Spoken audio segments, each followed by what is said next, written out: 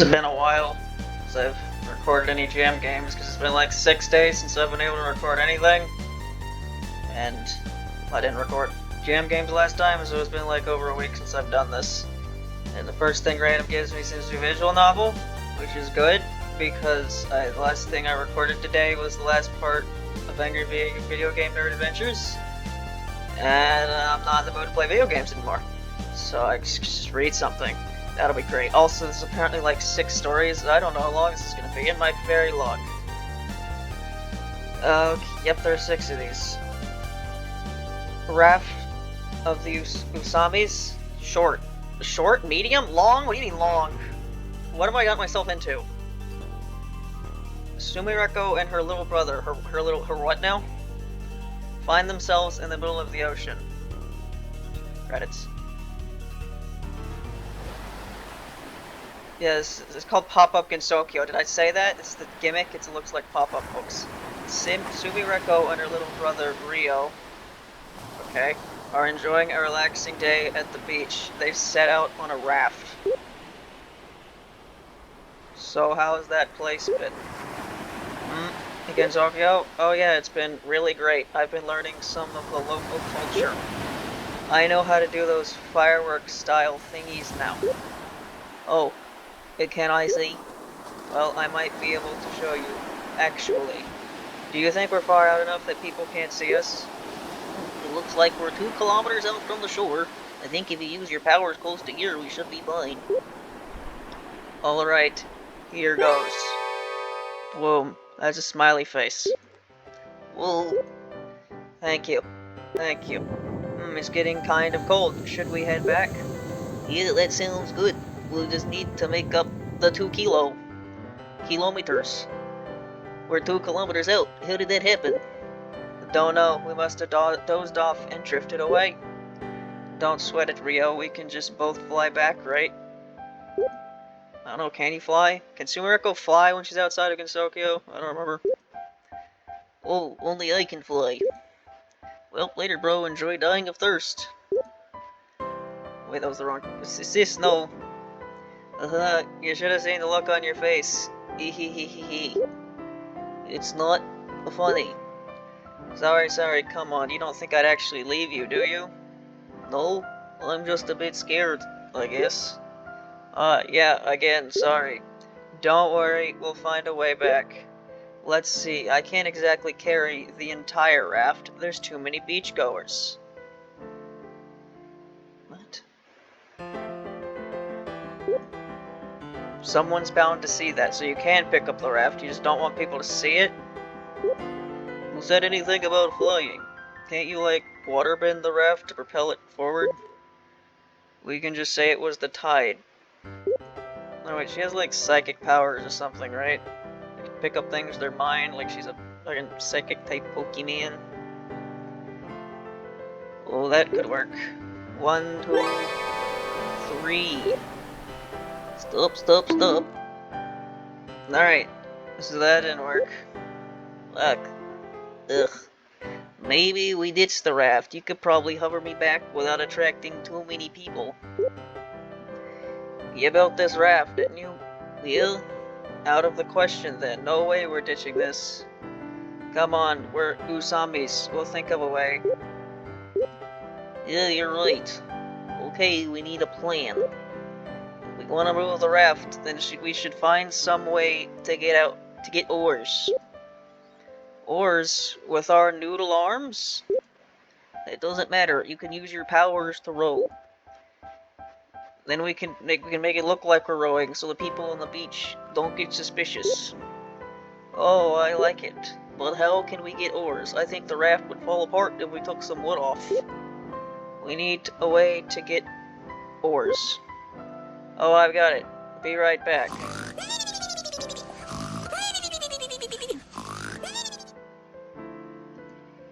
So sis? Whoosh. What? I stole these. Sorry, I had to go to Gensoko. I got these from a junk shop. Alright, here we go. Stroke. Just like you planned. It works. Whew. You know, the start of this adventure was a lot scarier than I thought it'd be. Believe me, I know how scary things can get. Imagine being chased around by folklore. Yeesh. But as long as you've got someone looking after you, things will be okay. Yeah. Thanks. Thanks to you too. Now let's go. Stroke. Yes, I would classify that as short, yes. So that's short. That took what?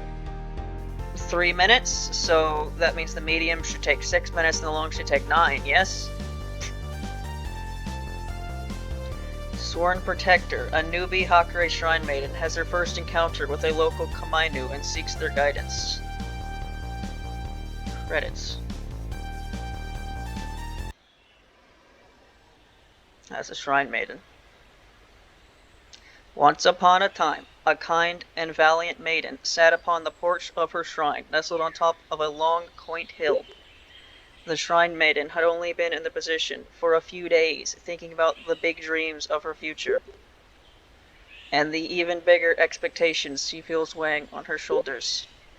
The role of a Hakurei Shrine Maiden is venerable, and having been a mere common villager barely even a week ago. You know something funny about this word? Something real funny about this word? Right, Konoko's theme is called the Venerable Ancient Battlefield. I've been misreading that for like 10 years as vulnerable. I thought it was a vulnerable ancient battlefield. It's not. It's venerable. I didn't know this was a word that existed until I realized that's actually how it's spelled and looked it up. Yeah, this is a word. I've been misreading my favorite theme in the entire series for like almost a decade. Yep. It's felt like a lot to take in at once. Is she truly ready for a life like this? Will she ever match up to those before? Or will she become a mere footnote in the history of those far more capable than she feels of herself? Tamako Hakurei's mind only continues to wander and only continues to betray her, before a sudden voice snaps her out of her trance. Hello? Huh? The Shrine Maiden looks around wildly for a moment, trying to figure out where the voice must be coming from. Is it one of those statues? Who is there? Oh, sorry, I suppose I should introduce myself. Suddenly, in the blink of an eye, the statue transforms into a living yokai. The new visitor gives Tamako a bright smile. That is a bright smile, alright.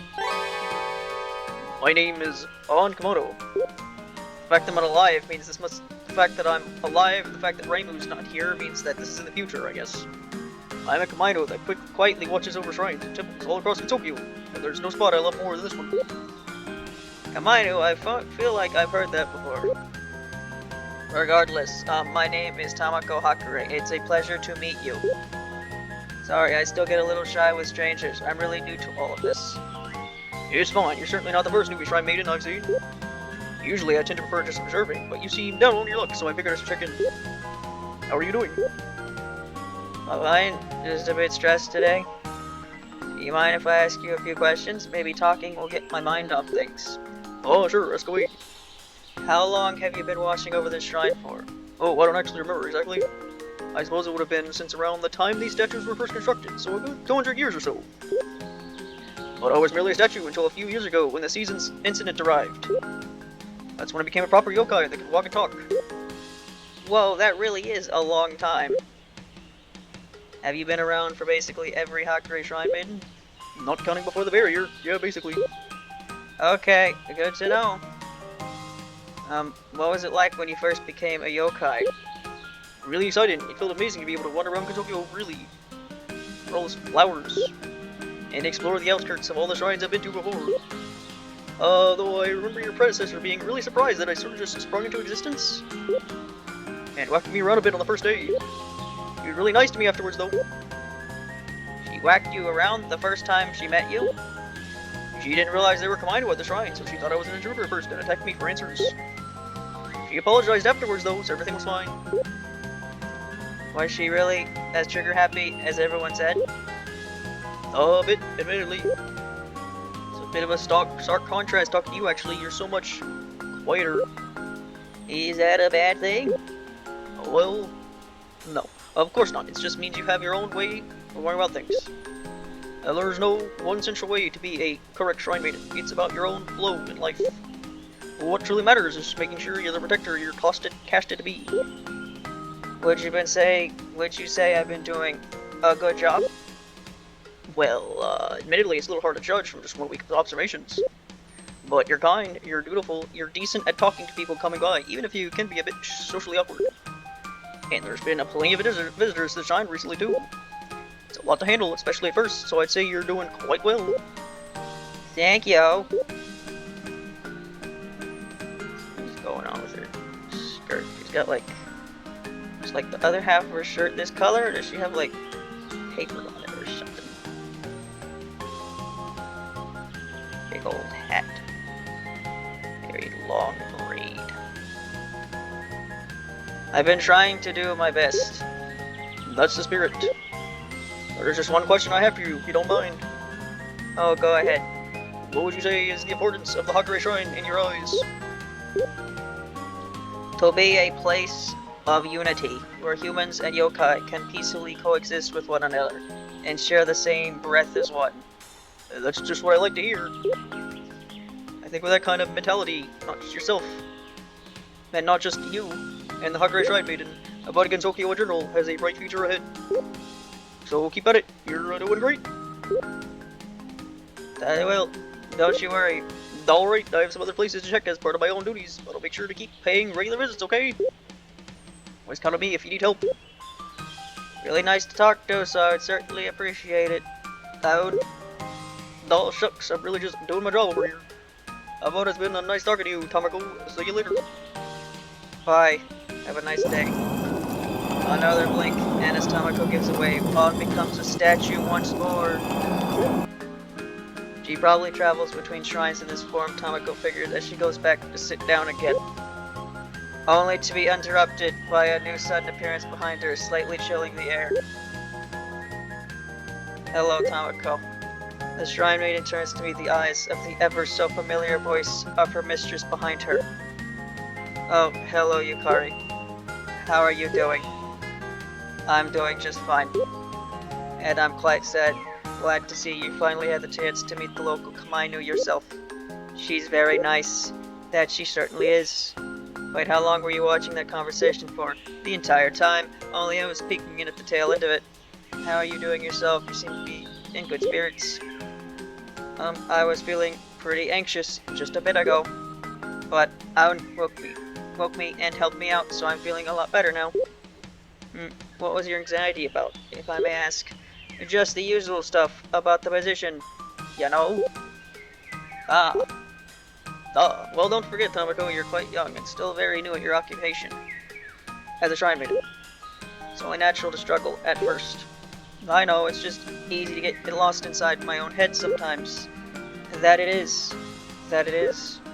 But I promise you that with more time and experience, you'll carve your own path as a shrine maiden. Perhaps an even better path than the ones before you, as I'm inclined to agree.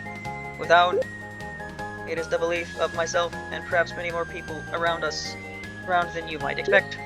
That Gensoko is safe in your hands, and with all of this being said, I also want you to keep in mind that even the greatest of protectors will still make mistakes, here and there. To learn is to fail, after all.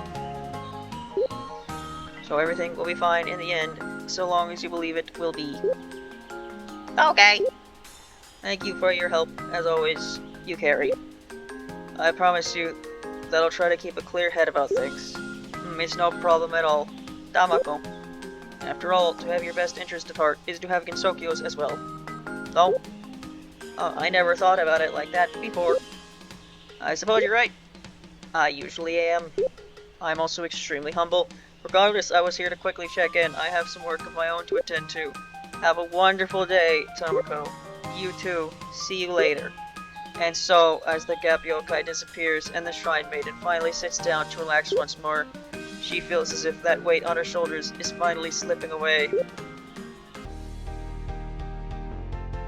Okay, if that's considered medium,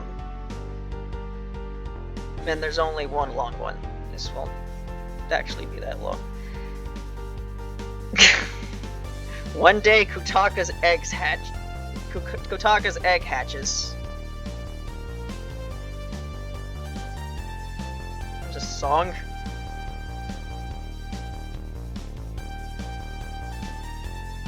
Okay, I'm going to have to turn my microphone off for that.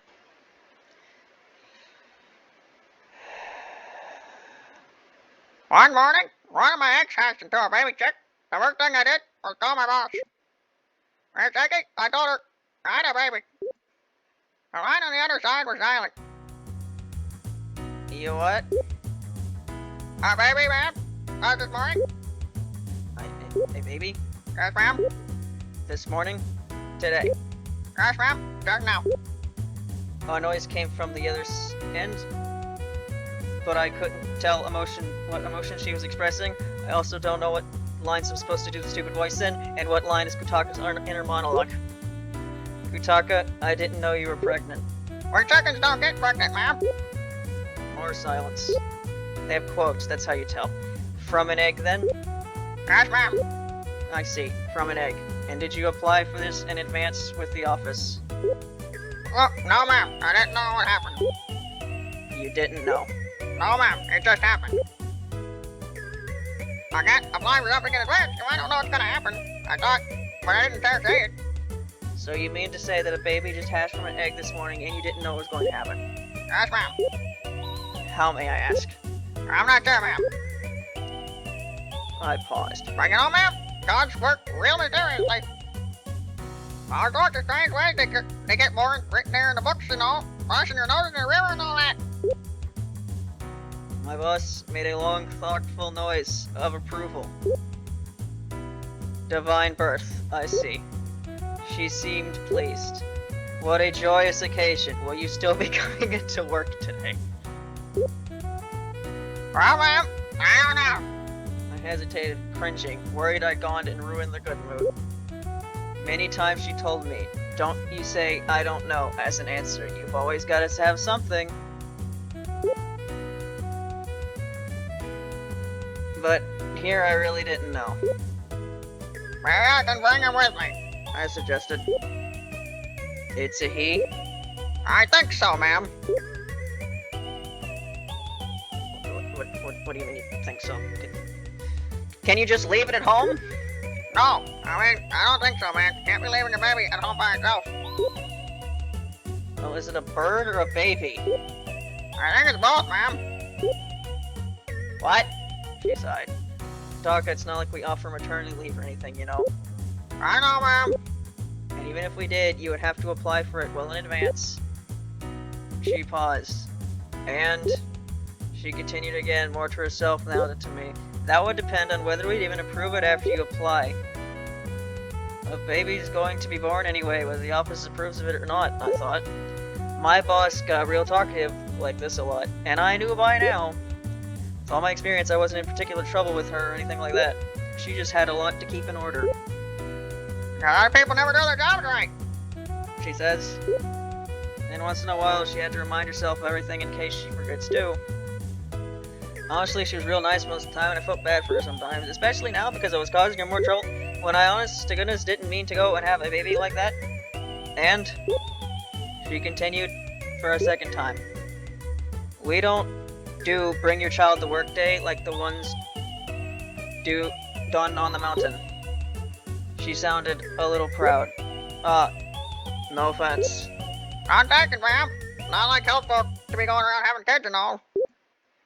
Right. Another pause. Well, I suppose there's not much else we can do. In the end, after some more consideration from the boss, I was allowed to take the baby with me to work.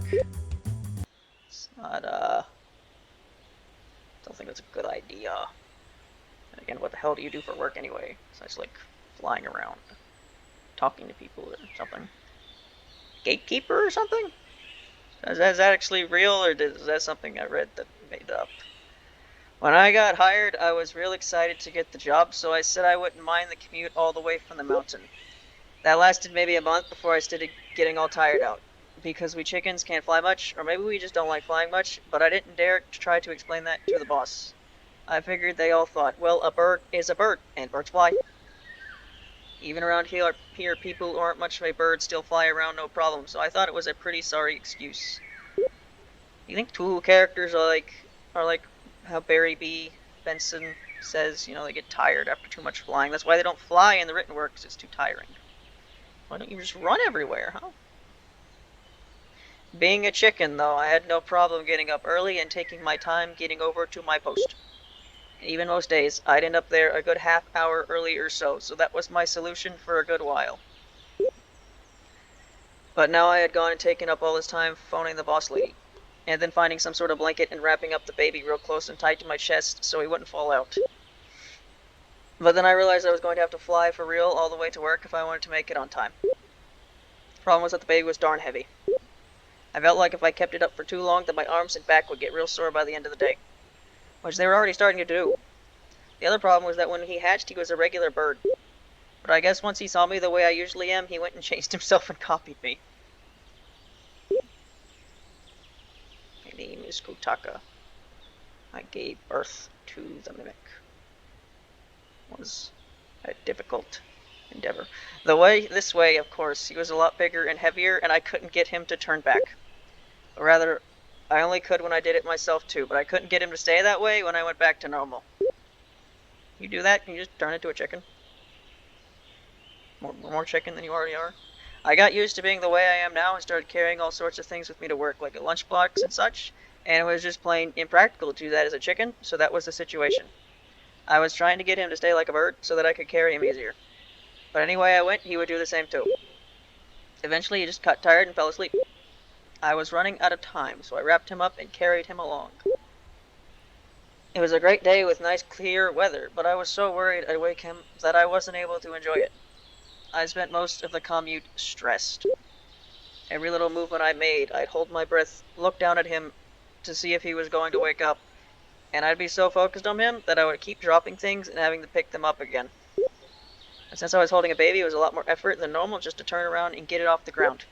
My muscles hurt like crazy, and I wish I would have got to exercising if I knew I was going to have a baby. I started inching closer and closer to moving like normal since he wasn't waking up.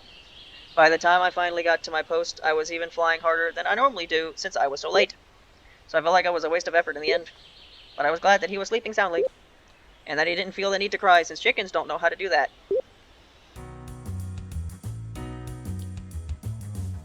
Around midday, Komachi came around. That's Komachi. They showed me the baby. She said first thing I showed her the baby. Damn, your hair is so soft, cute. She smiled, ruffling his hair. He's a boy. He's a boy, I told her. The hell? Komachi muttered to herself, her eyebrows going all confused. Oh yeah, what'd you name him? I blinked. Ah, I realized. I forgot to name him. You damn bird brain. She laughed hard. I knew she didn't mean it as an insult, since I'm always going and calling myself a bird brain too. And she calls herself even worse things. It's a true and honest, just who I am. Though the boss said she couldn't count it as a medical condition. Well, think of something. What else I'm gonna have to name after the last poor starving child's soul I just dragged across the river? Komachi, what? She teased. Oh, that's awful. I laughed with her. It's not awful. It's of the deepest respect for his short, wretched life. She jokingly mimicked the pose of an old Buddhist monk.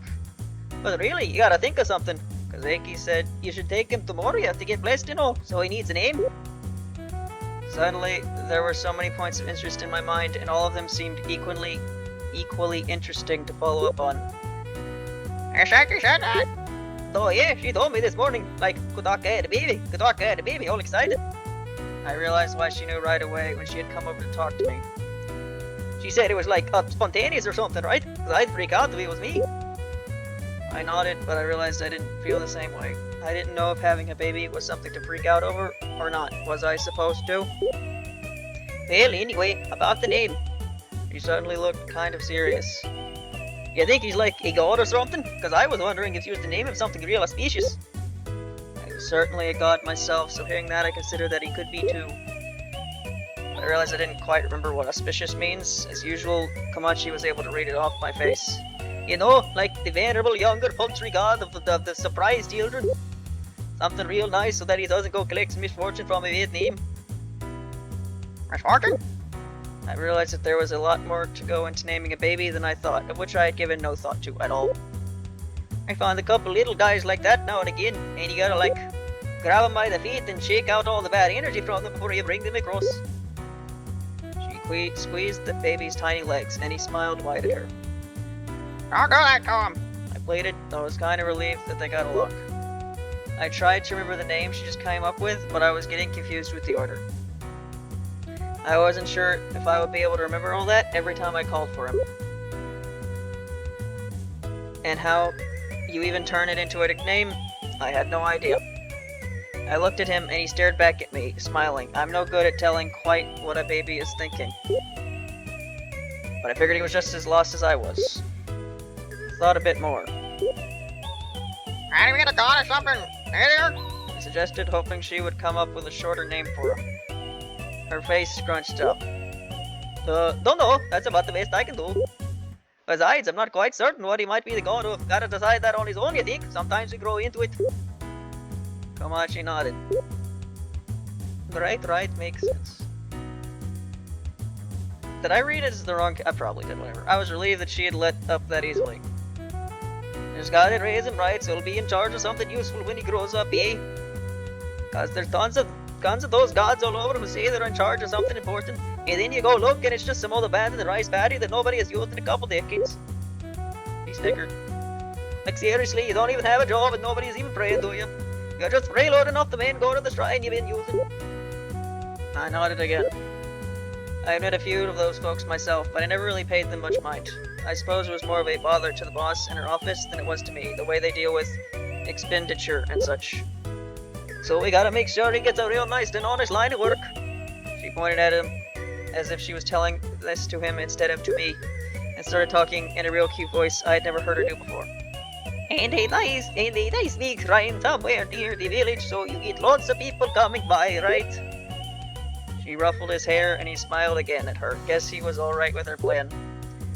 I didn't know I had to be thinking about his future this early on, since he was just born today and all. And wondered why suddenly I had become a parent if I didn't know about things like educating him or making him auspicious. I started to be real hopeless. Useless. You're so darn cute, I bet all them donations you get will offset the startup cost 100 years early. She continued squeezing his fat red cheeks. I got a little alarmed and tried to think of something to stop this before she'd go and snatch him right out of my arms for herself. Roger. When I cut in, she looked back at me and her expression went right back to normal Okamachi. What if he isn't a god after all? I was getting nervous thinking about this and my voice barely came out. There was an unthinkable amount of fraud I'd be in for if we built a shrine and he turned out to just be a regular chicken. I was getting real nervous thinking about all the work he'd be doing as a god like I do. For hundreds of years with no end in sight, I realized that in my heart I was hoping he wouldn't be a god. What? Like he's just a normal chicken? She looked a little disappointed and my heart dropped. Was being a normal chicken a bad thing? She stood there considering it, and after a moment her face got bright again. I mean, I suppose it's not too much of an issue, just gotta raise him in the same way. Nice and honest, and just build him some good karma for him instead. Just sort him out just fine for the office. I wondered what the office had to do with him, thinking back about the boss and her maternity leave. But then I realized that she was talking about how they'd process my baby in the afterlife. I looked at him real soft and tiny and wrapped up in his little blanket, and I felt tears start to well up in my eyes, which made me feel bad for being so sensitive. I guess it was regular for a Shinigami to be thinking about it, but to me, I wasn't ready at all. If he really was a regular chicken, I felt like it wouldn't be enough time together. Oh, don't worry. Komachi looked a little flustered, probably because she went and made me cry. If he doesn't make it to heaven this time, just 'cause he's a chicken, surely the next time he'll be all good to go, right? She smiled all embarrassed, probably thinking of a way to make it better. For starters, we can schedule his transport across the river ahead of time, you know. Let me go ahead and take a look at his lifespan. No, you only have to do that. I pulled the baby close, hiding him from her, and she frowned. He was nice and warm, and I didn't need any more Shinigami help today. Okay. She shrugged dramatically. I knew she was trying to help, but it just made me realize how much of a no-good parent I was going to be, and I didn't like it. I felt awful. Sorry, Komachi. I really don't know why I got chosen for having a baby. Sounds like you'd be a lot better. I was serious there, but she just laughed at me, and it made me feel even worse. Hell no, there's 100 and so reasons I can't do that. There's already plenty of them running around the riverbank that Aki told me I gotta keep track of. Kamachi stood there thinking for a moment, and then her eyebrows went straight up. She looked like she had just found an incredible idea. Kamachi turned to me with a kind of grin that I only ever seen on Shinigami. Actually, Kotaka, you're a genius. I blinked. She had just called me a bird brain earlier. That kid, that one that stacks rocks. She stared me right in the eyes, grinning, expecting me to follow along. I think I knew which one she was talking about. I'm gonna adopt her. I was so taken aback that I didn't know what to say. Or like, I'm gonna adopt her and tell Iggy like that she was divine birth or something like that? She nodded at the baby and pointed at herself. By me? My mind was spinning too fast to even make sense of what she was planning.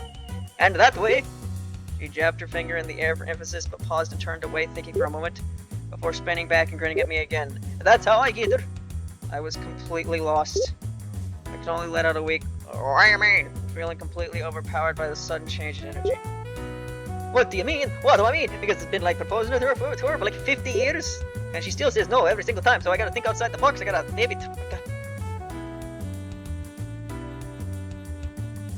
baby trapper. She tapped the side of her head with her finger and looked at me dead in the eye, getting real close and gritting even wider. And you just gave me the way to do that! I had known Komachi for what I thought was forever, but this was the first time I think I had truly witnessed the pure form of a Shinigami's mind hidden below her outer shell. I had never seen her so focused, especially not on something so terribly insane. She stared at me in silence, a few seconds passing between us. Slowly she nodded and put her hand on my shoulder, smiling with resolve. Thank you, seriously. She pulled back, standing up straight, and nodded again with full conviction. Gonna go find that jellyfish kid. I stood there in shock, unable to do much of anything. It was all so sudden. Zia! She waved cheerfully as she skipped backwards away from me towards the river where she came from. I looked down at the baby, and he looked up at me with sleepy eyes, completely unaffected by the raw power he had just witnessed. I didn't quite know what to do, so I just pet his head, and he yawned. He'd be spared from the god of death today. 20 meters away, Komachi suddenly skidded to a stop on one foot. Oh yeah, if you're gonna get some help raising a kid, you should ask Urumi. Urumi, I had heard the name before, but I didn't realize she knew about kids. I nodded back to Komachi, giving her a weak wave. She grinned and threw out a strong thumbs up before turning around and jogging away. My mind was exhausted from all that had happened since this morning, and my legs even more so from holding a baby chicken all day. But it was slowly settling in that I would have bigger problems if I didn't figure out how to raise him. Were you supposed to go to work? Whatever. And so I dragged the both of us towards the dock after work to find... Oh, yeah, after work. Okay.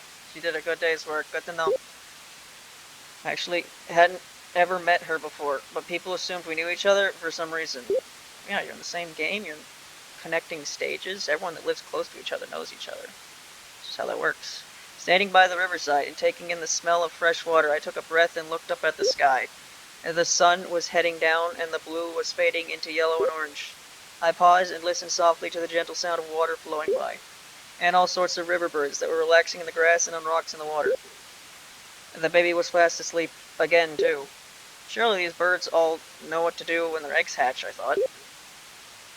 It made me feel a little more at ease seeing nature work so well. There's a chick in your hair. With a sigh, I headed up the dirt path to the dock to see if I could find Urumi. Right, didn't I do a stupid voice for you? It's been a year since I've played 17. Kataka? It seemed like she had found me first, and I was relieved. Urumi looked a lot different than I expected. But she was also carrying a baby in her arms, so I was welcome to whatever she had to offer. That's me. I replied, trying to smile. I was tired. She smiled back. Thought it was you. Yeah, nice to meet you. Komachi told me you got yourself a little trophy on. I blinked. Suddenly I wasn't so sure. Well, I suppose so. I stammered back. I was hoping those weren't the exact words Komachi had used. Well, like, congrats. Now you can join the cool mom club. He's a darn cutie. He's a boy, I thought, but I didn't have the energy anymore. To be honest, I didn't know you had a baby yourself, ma'am. I admitted. I'm real happy to hear it. Because honestly, I don't think I know quite what I'm doing. I think I need some help. I heard before that people People are more honest when they're with strangers, and it was painfully true for me at this moment. I had just said what I thought I was too scared to ever say, just like that, but she nodded all thoughtfully, like she understood. Don't get so worried up about it. It's pretty easy, actually. She gestured towards her own baby. I looked, but since the light was going down, it was a little hard to see. It looked like her baby was sleeping soundly, too. He's pretty chill. Like, people always say that your life is pretty much over once you have a kid. Because you gotta spend all your time with them and all. But honestly, not a lot changes. You can take him anywhere, and they'll be fine. She shrugged, smiling. Like, you brought her to work, yeah? Probably gonna learn her all sorts of stuff, bring her there.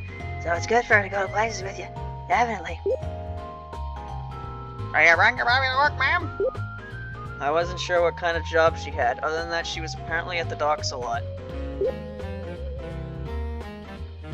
Yeah, he likes fishing. I even tried him as a fishing lure the other day, and he was real good at it.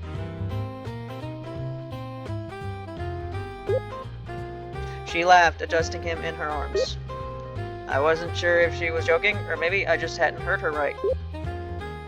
I figured in situations like these, it was best to just play along, not to spoil the joke, just in case. It seemed like she didn't notice me getting all confused, so she went on. And honestly, they're pretty chill at parties and stuff. Like, who knows how many times the little guy has been to the bar with me. The bar, this time. I was sure I'd heard that correctly. And there were a few times where I was so wasted because, like, the one Oni was hanging out with us that day, or whatever.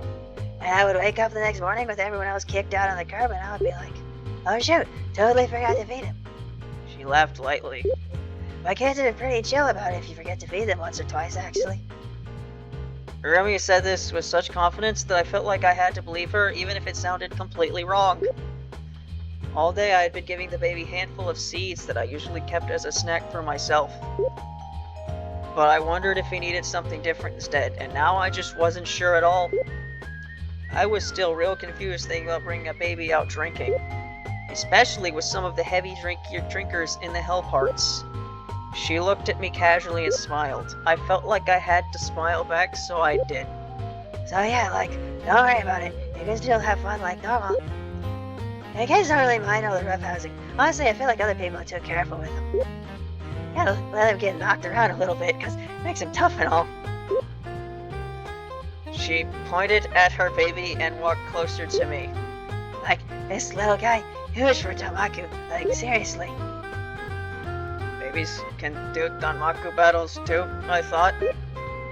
Certainly, I had seen pets thrown around once in a while, but I didn't know it was okay to do that with kids too.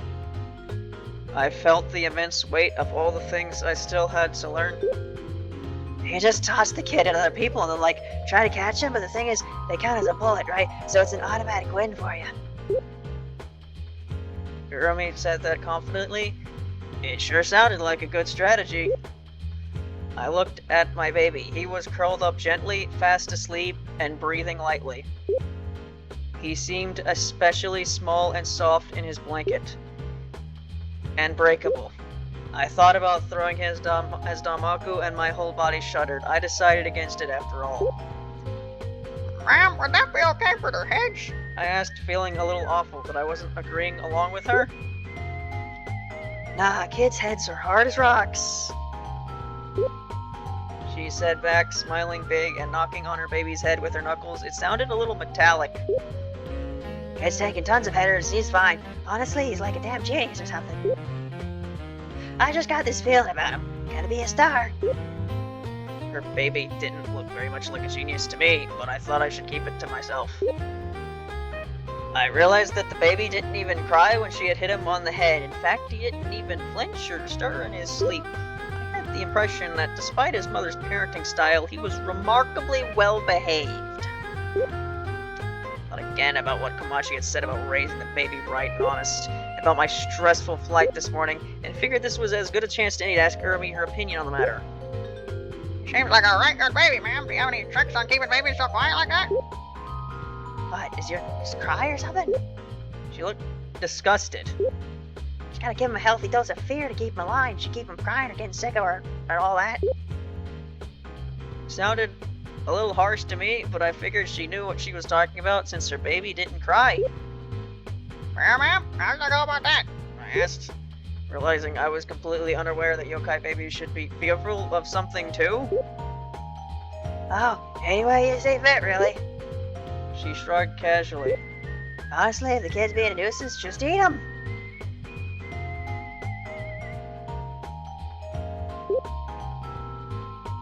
Eat 'em? Yep.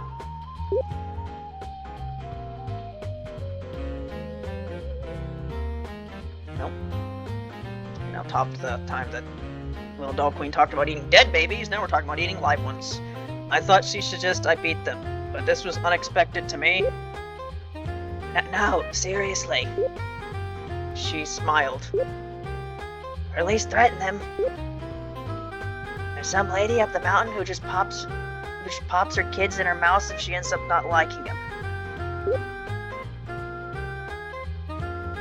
Just say, if you keep being a brat, I'll sell you to the Yamamba. And usually they shut up. Or if they don't, tell them about her giant teeth crunching their bones and her cooking bad little children in the oven. This is slander. I get it. I stopped her, feeling a shiver go up my back. I had no clue a lady lived like that on the mountain, and it got me real worried for my own safety, being a chicken and all. Honestly, you could just eat them yourself if you're really hungry. She grinned. I started to understand that maybe yokai mothers had different methods of parenting than I thought. My mind was scrambled, trying to decide just what to do.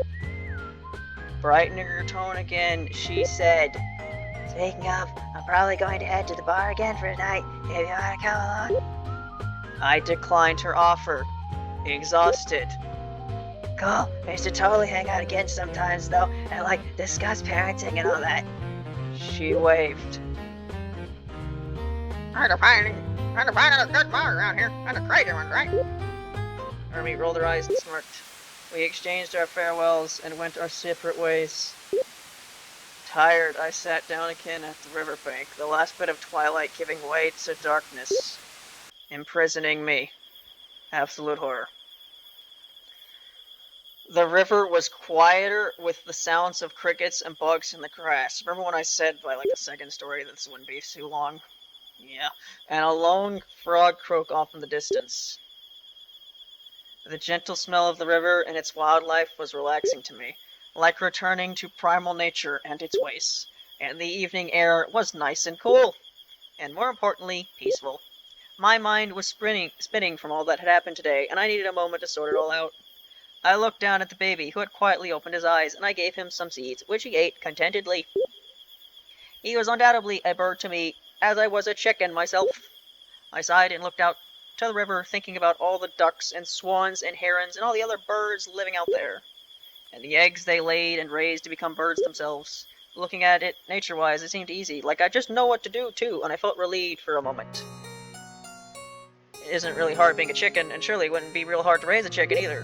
I thought again about all that Komachi and Urumi had said, and even what the boss had told me about work. On the yokai side, there was so much I didn't know that I didn't know, and it seemed near impossible. Gaining karma and flying to work and toughening up and all of it in between felt like too much. Divine birth too, I wondered what the purpose was. I felt completely unfit to be a yokai if all this stuff was obvious to everyone else but me. Still gotta give you a name. I mumbled to myself, looking at the baby. He stared back at me and chirped sweetly. Pleo Pleo. Tetris. Tired as could be, I decided Pio was indeed a good enough name, since he'd be reminding me of it all the time. Let's go home then. I sighed, slowly standing up and adjusting Pio in his blanket. Gotta do it all again tomorrow.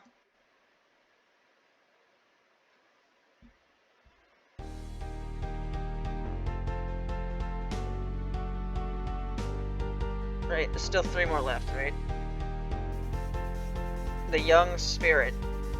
Komachi, she's back, confronts a grief-stricken spirit. The story is partially about the death of a child. Oh, joy. Probably shouldn't do that Komachi voice anymore, should I?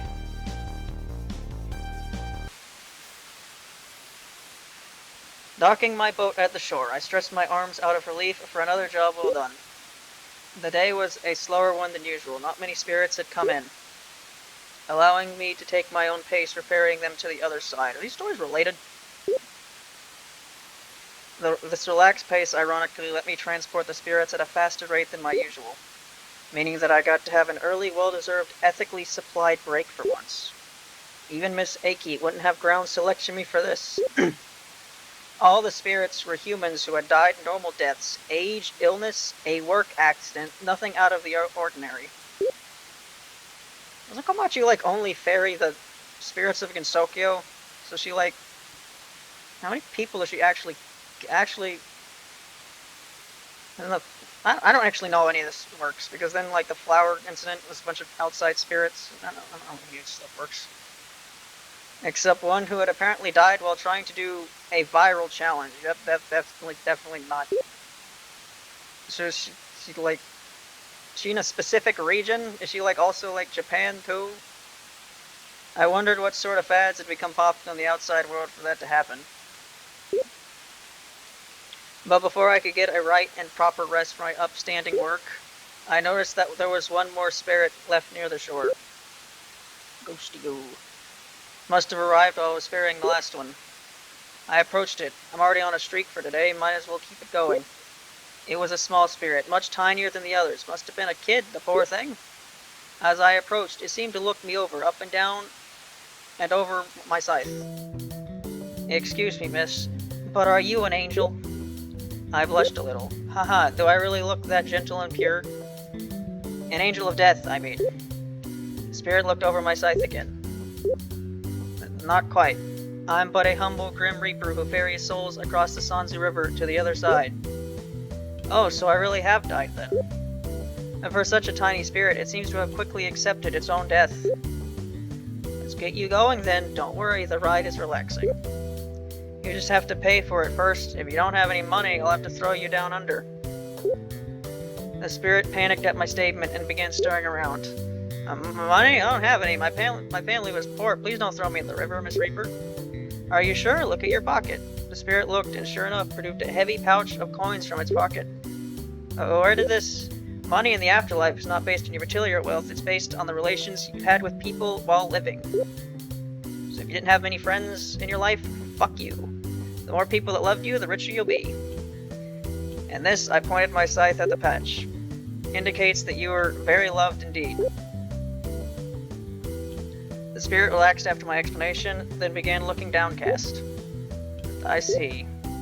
Go on, don't be a downer. With this much money, you can get a premium grade ride on the Titanic, trademark. That's the name of my boat. Not many people get to experience it, even with my generous discounts. The spirit bowed down and offered me the entire pouch of coins. Are you sure? Offering me the entire thing? The tiny spirit did not hesitate to answer. Well, I don't think I'll be needing any more money once I'm dead. So, what a curious thing.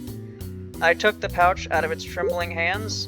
'Tis fine, you're right that money is worthless once you cross over. Most spirits don't realize that though, and try only to pay the minimum. Now let's not keep the Yama waiting. As we reached the harbor, I climbed haughtily atop the Titanic. Come on, what's the holdup? The spirit was standing there, looking almost disappointingly at my boat. This is the Titanic? Indeed, my deluxe, grandiose, precious Titanic is but a humble rowing boat meant for 2 people. The spirit noticed me looking at him and quickly covered its face, flushing. Not to say it's a bad boat, but I expected something bigger from the name Titanic. It may not look like it, but she's a real sturdy one, and the only thing that can ride on is the Sanzu River. The spirit climbed the boat, then I started rowing with my scythe. However that works. Which side of the scythe, huh? So I don't think the whole wavy thing you got over there would work as a very good oar, so just use like the stick side. So mind telling me about yourself, little spirit? Well, my name is Noah. I'm only 10 years old, or was, I think now, and I like comic books a lot. Noah covered his face, as if in embarrassment. Comic books, so like manga, eh? What are you so embarrassed about? Everyone likes manga here. Well, it's just that my uncle, well, he was a comic book artist. Oh, that's new. I've had artists in the past, but most of them were hundreds of years ago. Never married a modern comic artist. So what did he write about? Superheroes. He wrote about a hero who fought injustice. He punished bad guys, saved innocents, and always sought the truth. He had this cool green cape and a checkered red-green scarf. He looked so cool. What was special about him was how he dealt with the bad guys. The bad guys were always horrible, terrible people, but the hero sought to understand why they were terrible. They couldn't be saved, of course, but he could prevent more bad people from being created. I really admired him. The kid almost began to cry. That sounds amazing. Your uncle must have been a great guy. Yeah, he was. Never got popular, at least don't think, but everybody in my village loved him. Someone even made a figure of the hero I made. I had it in my room. Even a figure? You must have been a big fan. Yeah, I really love the comics. It was my dream to be like him. I even tried drawing some comics of my own. Oh, is that true? Yeah, I wasn't that good at drawing, even if my family insisted I was, but it was fun. Maybe you could show me some of these comics you drew. Huh? But you can try to redraw them from memory or make a new one. Got a lot of time on our deck after all. Here. I took out a notebook. It's the notebook meant to record the data I gathered from the spirits to submit it for the Yama. It was very important. I randomly ripped a page out of it. This one had names from the day before. Well, I'm sure Misaki already got it updated from lecturing them, I thought. I offered the blank side of the paper alongside a pen to the spirit. Take this. Oh, is this fine? I thought it was a ghost or something. Yeah, this is a special paper that can be held even by ghosts. Also very expensive, but the ministry can cover it, I thought. Economy of the afterlife. I'm sure that makes a lot of sense. Come on, I want to see. Okay. Noah began excitedly sketching on the page. Scratch, scratch. Scribble, scrabble. And it's done. Let me see. Buzan, the meowsing hero. When his owners are home, Buzan is just a normal cat sleeping under the bed. But in the dark of night, he has a secret life. Meow meow mew. You'll never disturb our peaceful village. Evil Natrin. Translation. Meow. They let her try and get it. Tis tis tis, but my master tiger so desires your warm milk. Squeak squeak. Fighting. Don't think he won. Squeak. And so Buzzon saved the day again. Buzzon, the meowsing hero. When his owners are home. Oh.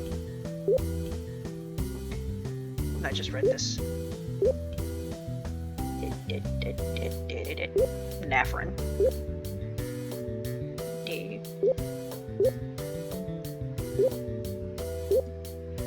Squeak, chirp, chirp. Grr, don't think he won yet. I will come back.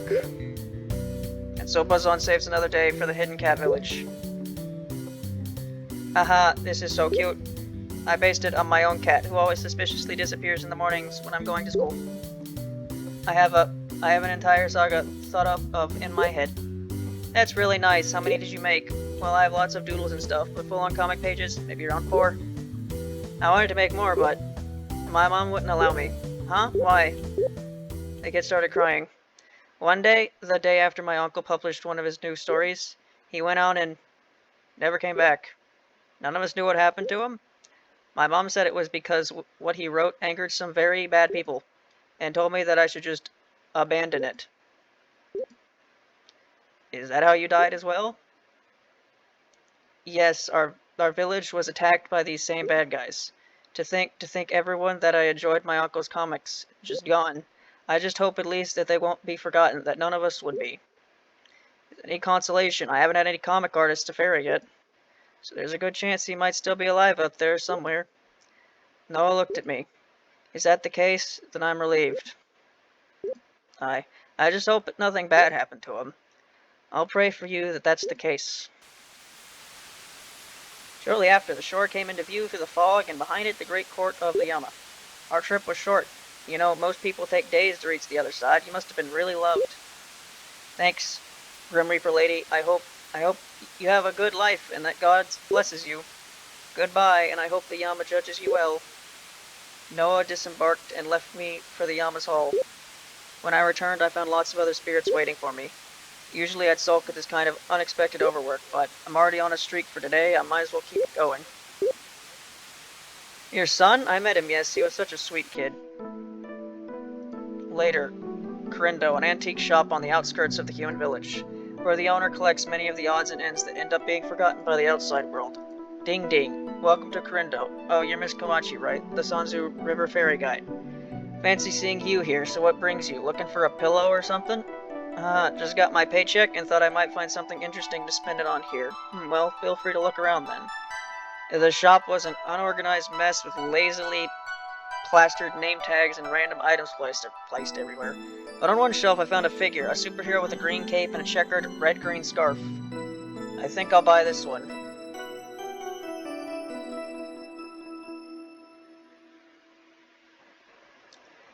Alright, one medium and one short one left. Yeah, this is well over an hour.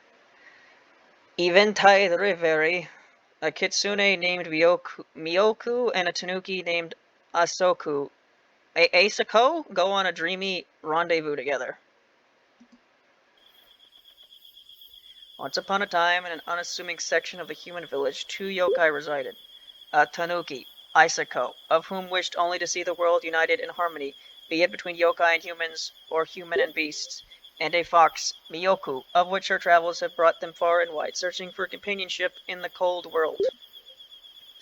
It was upon that star-dappled night that these two star-crossed yokai would meet, falling for each other that very night. But alas, neither would bring forth their feelings, not until recently, and so it was on a similarly starry night, the two of them laying together in a bed, that the tanuki had an idea. Mio. Yes, Isako. I've been thinking. You mentioned you don't dream, right? Kind of. I guess it's much less not dreaming and not having... Sorry, it's hard to explain. Nah, it's fine, dork. Take your time. Remember, ain't no rush. Alright. I guess to answer your question, I don't dream. No, so you're correct. Okay, so I had an idea that might involve transporting you to the dream world. What? Well, it ain't as far-fetched as you might think. So, you know, my, ability, as to speak? Yeah, you can travel through dreams, right? Like SpongeBob in that one episode. I was thinking it might be possible to bring you with me if you can, just dream, I guess? Doesn't have to be anything fancy. Oh. Just dream about kissing me or whatever. Anything works. I mean, I guess. I'm joking around, but it is something I thought of. If you want, we could try going to this one real nice place tonight. In our dreams, of course. Why not? I don't see the harm in doing so. Great. Have a wonderful night, Mio. Love you. Love you too. Isako.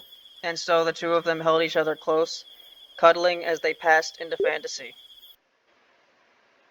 Isako awoke in an empty, dark void, whilst Miyoku awoke in a village surrounded by the bustle of a morning market. Moments passed by, and Isako suddenly appeared through a small door out of nowhere. She held out her hand for the fox, of which she did take. And the two of them emerged on the other side, in Dormyland, arriving in a small terrace overlooking a forest and a castle looming in the background. The world was cleansed in a permanent twilight, lights beaming from every which way. What is this place? The dream world, something like that. X is a central area for all the dreams, I think. Not too sure of the properties myself, but hey, it's quite nice to just sit here. I guess the stars and the moon are nice to look at. Here, nice and clear. Saw that in the horizon, though. Huh? That weird wheel and the twisting thing. Oh, those are called a Ferris wheel and a roller coaster, respectively, if I'm remembering what I've heard. What was that guy's name? From the, Shark Boy and Lava Girl movie? He, like, made kids be on permanent roller coasters or something? Am I confused now with Spy Kids 3? Well, Spy Kids 3, it was like that juggling robot thing. Or no, it was a different Spy Kids movie. Am I talking about the rides from the outside world? Noted. So what now? Honestly, I don't know. I only thought as far ahead as bringing you here. And anything else? Just thought it'd be nice to just bring you here. I mean, this place is lovely, don't get me wrong. I'm intrigued about that twisting castle ahead and the rides. Yeah, the rides from the outside, but are we just here until we wake up? Yes and no. We can sort of wake up whenever, Mio. Ah. But I just thought it'd be nice to watch the stars here together, you know? We really need to spend... Hey guys! From the mysterious depths below did a stranger ascend. She was dressed in black and white and had a real sleeping cap atop her long blue hair. What's going on here, Asako? Who are you? Oh, hi, Dormy. Hello, as I asked, what's going on? Who's this? I can accept an irregularly such as yourself, given your abilities, but bringing another person here is a bold decision, you know? Sorry, guess I should have told you beforehand. Huh? What's going on? Huh? Well, don't worry, just... Oh well, can I call you a friend? I'm fine with it. Well, a friend of mine is just checking in on us, since, you're technically not supposed to be here. I'll let her explain that, though. Okay. So, every time you dream, you expel your dream self into the real world, and the real you comes here? That's the basic function of dreams. Although dreaming is an inherently natural process, being able to traverse dreams is peculiar, but still expected of some individuals. That will be what we call lucid dreaming. Where things start to become irregular is when things such as the stuff your Tanuki friend here does happen. I see. Well, this is still a dream, right? Yes. And no. The dream world itself functions as both a place in fantasy, but also a semi-tangible place you can visit under the right circumstances. What? Sorry, my head is learning a lot. Basically, you're asleep right now. Oh, okay. Yeah, it's the whole thing. Regardless, I'm, sorry. Dormy should have given you some kind of heads up. Oh, it's fine. This isn't as problematic as when that one outsider girl was causing problems by coming in and out. I was just stopping by to come check out what was going on, that's all. Have sweet dreams, you too. And so the stranger floated loftily back the way she came, disappearing in a font of pink, floaty mist. I was scared for a second, if I'm being honest. She seems nice. She is. People, or more so those who know her, call her a ruler of the dream world. But she's something more of a zookeeper or babysitter. She just keeps an eye on dream visions of real people leaving. I think I understand. Sorry, I'm still a little confused trying to piece together what she said. You're literally fine, Mio, but not figuratively. Besides, if it helps you feel any better, I don't know much myself. I guess... I don't really know what to talk about. Yeah, kinda awkward after Dormy just showed up. I mean, I guess we could talk about how our day's been. So, how's yours been? Oh, you know, doing nothing much. Some same old song, as always. I guess I got to watch our friends do a little bit of sparring, so that was nice. Other than that, I just sat around and read a book all day. What book? Something about an old geezer trying to catch a really big fish. I think it's just called, literally, The Old Man and the Sea. Seems interesting. It's alright, kinda taking a while to read since it's in English, but I've been slowly translating it. Right, you can do that. Yeah, I mean, you can also read and somewhat speak other languages, right? Oh yeah, I can understand a modicum of English alongside being able to fluently read and write Latin. Other than that, though, nothing else. I see. Trying to think of any other questions? Well, to be fair, I didn't give my response to my own question. Alright, yeah, how's your day been, Mio? Oh, very similar. Kinda went out to that one cafe and met that shrine maiden's girlfriend. Which one? She was very lovely to talk to. That's nice to hear. I'm trying to remember her name. Both which shrine maiden and both which girl is her girlfriend. I can't remember right now. That's fine. I still need to meet her at some point. Oh, well, maybe another time. Speaking of, when we wake up, would you want to maybe go on another date? I'd love to, Mio. Although, in a way, this sort of counts as one, you know? I guess. Wait, you're like a Tanuki and a fox, right? Is there some sort of rivalry or some shit in that? Is this like a Romeo and Juliet story or something? You know what I mean, though. I do, I'm just playing with you. You're so cute when you get flustered. Shut up. Anywho. You feeling better? Not feeling down? I mean, yeah. Speaking of, I did open up to that person I mentioned, Tamako's girlfriend and all. Was that? It felt freeing, I guess, not holding back what was on my chest. I felt happier after doing so, although I minorly felt bad for dampening the mood with my questions and what I said. I'm sure you were fine. If anyone's dating that little goober, it's probably someone as open-minded as her, no doubt. Remember what I said, don't assume the worst about everything. As I've said before, if someone isn't willing to give me time, I shouldn't give them any either. Just remember, not everyone hates you. Same thing is true inverted. You need to give people time as well. Alright, I'm sorry, I just... Tut, no apologizing for stuff you ain't required to apologize for. Right? I guess I just been kinda moody in general lately, although I know you're talking generally. I've been doing better though. I'm sure even now you can notice progress. You're certainly a much different person from when we met on the mountain for the first time. For the better, of course. I know what you meant, idiot. Really now? No, I obviously didn't. I clearly interpreted that as you saying that you hate me. Clearly. Wow, woe is me. Yeah, whatever you say. Seriously though, I appreciate even just you saying that. It means a lot to me. Even though my mind tries to convince me otherwise, my heart knows you wouldn't lie to me. So thank you. I know I've ushered those words to you so many times, countless so, but I mean it every single time. I think, oh, thank you, truly.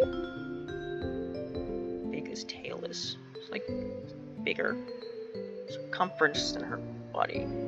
It's like draw where this goes. Like,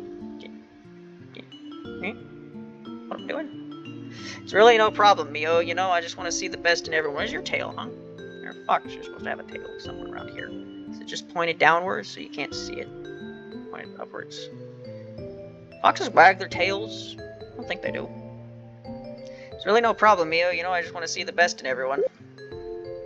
Really happy I can help you. I'm really happy that I can be with you. Sometimes I wonder, what would have happened if we hadn't met? I remember you telling me this one night we went to go stargazing atop the Yokai Mountain. I don't really have much else to say right now. I have one more thing. I appreciate you introducing me to your friends. I don't know, but it feels like even though we're all... well, we're barely related at all, only together by the fact that we're all weirdos. But the Misfits feel like a family of sorts. If you get what I'm saying. Maybe it's the human part of me that refuses to die, but it feels nice having a pseudo-family you can run to. Even if I don't particularly interact with most of them, I still appreciate them being there. For me. For you. For us. Other than that, though, I think I'm content. Do you want to just watch the Twilight Horizon, then? Spellbound by an infantile rivier caught in the grays of a twilight sanctuary. Look at you, using fancy words. But yes, that would be quite pleasant. And so the two of them huddled together, wrapping their arms around each other's backs. And they watched the moon shine brilliantly, its brightness intensifying softly, the dream moon. And so they did. The Tanuki gave the fox a quick peck on the cheek. And yet, in another fantasy, someone did sit laughing, laying on their stomach, a book in their hands. And this person was writing in it, the book with a big D, inscribed on the cover and a bookmark which had an end resembling a tail. Sweet dreams indeed, you two. Sweet dreams indeed. Okay, it's one more, and it's short. Will this be less than an hour and a half?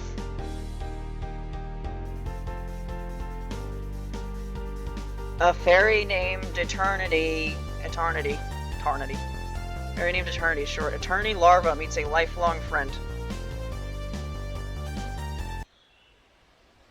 Many years ago. Ugh. Sniff. Hello! You're a long way from the village. Are you lost? I snuck out. Are you crying? What's wrong? One of the boys, Kyo, played a prank on me. Really? That sounds fun. Pranks are fun. Well, I didn't think it was so fun. Everyone laughed at me. Oh, I'm sorry. I didn't want to see them, so I ran away and came out here. Well, do you want me to keep you company? I don't care. Want me to prank them back? Huh? I can prank them back for you. Fairies are real good at pranks. No, I don't want that. Oh, I can use Damaku. I can blast it up if you want. No, I don't want anyone to get hurt. Aw. Orin, what are you doing? You're playing with that stick that's been in front of you for hours? Then, do you want to play? Huh? I'll be your friend, and then we can play together. Come on. There's this really big tree nearby I can show you. We can climb it. Okay. What's your name? Mine's Akiko. Or Eternity. Eternity? That's a very long name. What do you mean? Since I said, an eternity is an awfully long time. Oh, well, I don't really know anything about that. Don't even know how I got this name, really. Well, come on. Later. Look what I got. Whoa, what is that? Is it a toy? No, it's a hairbrush. My mom let me get it. It looks like a butterfly. Yeah, I got it because the wings are pretty, just like yours. I think my wings are much prettier than that. Yeah, well, I still think it's pretty. I want one. Can I get one too? This was the only one I saw. Oh, Maybe the jeweler will make another one. Maybe then you can get that one. huh. I don't want to wait. Later. I don't understand this homework assignment. It's so annoying. Then just don't do it. I can't do that. Why not? I never do the homework Miss Kane gives me. Well, I think you have different circumstances. Circumstances? Besides, I don't want my grades to be bad. Oh, It's funny, you have school too. I wonder why we don't go at the same time. maybe they're worried we'll have too much fun. Those teachers sure seem to hate fun. Later. I was thinking of opening a shop to sell flowers. Sell flowers? You can just pick flowers for free. Well, maybe you can, but some people can't. Really? You sure are weird. Plus, some flowers are harder to get than others. And they don't always have a fairy friend who can help them. Please don't send me to pick something on the mountain again. Those Tenguin are fun. I've been studying up on flower language. Flower language? Can you talk to flowers? Are you going to become like the flower yokai? What? No, I'm not becoming a yokai. Okay. Oh, she's scary sometimes. Though Akiko can sometimes be pretty scary too. What was that? Hey. Later. I'm actually getting married soon. To Kyo. Kyo? I thought it was the kid that was mean to you. Oh, you remember that? Huh? Well, sometimes people change, especially when they're not a child anymore. I see. Humans sure are weird. Later. Granny, have you seen Akiko around? Eternity. I'm Akiko. What? But your hair's all gray. That's because I've gotten older, remember? I told you last time. I guess to a fairy like you, I'll always still be that same little child. Later. Do you want to play? No, I think I'd rather just sit here. Nah. I'm sorry, I know you're always so energetic. I haven't been able to get out of here much anymore. It's much harder for me. But I'm so glad I got to see this place with you again. Later. Akiko, you came back. Sorry, that's not my name. Huh? Did you change it? My name is Akane. You're thinking of my grandmother. Your grandmother? Akiko, where is she? Will she be here soon? I want to play. She's not coming. What? But why not? Does she not like me anymore? My grandmother passed. Passed? Passed what? Her test? She's dead, you stupid fairy. Dead? Anyway, I came here to give you this. Dead? She insisted I give this to you. And a pretty brooch? I think we should have sold it to cover the funeral, but she insisted. But wait, Akiko will come back, right? She's never coming back. I'm going now.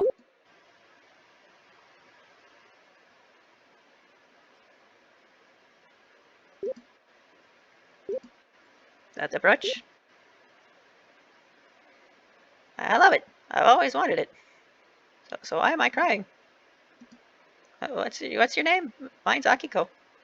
Eternity. Eternity. That's a very long name.